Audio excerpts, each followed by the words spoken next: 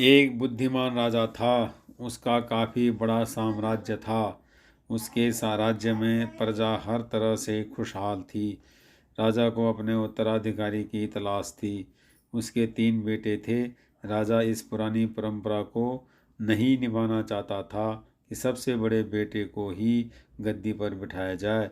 वह सबसे बुद्धिमान और काबिल बेटे को सत्ता सौंपना चाहता था। इसलिए राजा ने उत्तराधिकारी के लिए तीनों की परीक्षा लेने का फैसला किया। राजा ने तीनों बेटों को अलग अलग दिशाओं में भेजा। उसने हर बेटे को सोने का एक एक सिक्का देते हुए कहा कि वे इसे ऐसी चीज़ खरीदें जो पुराने महल को भर दे।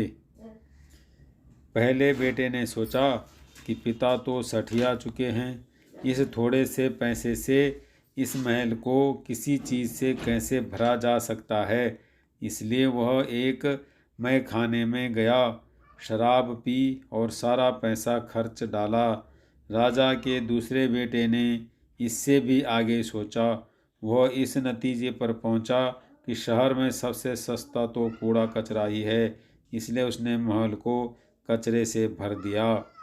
तीसरे बेटे ने 2 दिन तक इस पर चिंतन मनन किया कि महल को सिर्फ एक सिक्के से कैसे भरा जा सकता है। वह वाकई कुछ ऐसा करना चाहता था जिससे पिता की उम्मीद पूरी होती हो। उसने मोमबत्तियां और लोबान की बत्तियां खरीदी और फिर पूरे महल को रोशनी और सुगंध से भर दिया।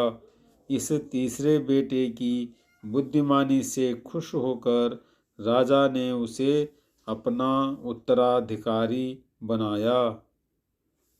इस कहानी से हमें यह सीख मिलती है कि बुद्धि से कुछ भी पाया जा सकता है।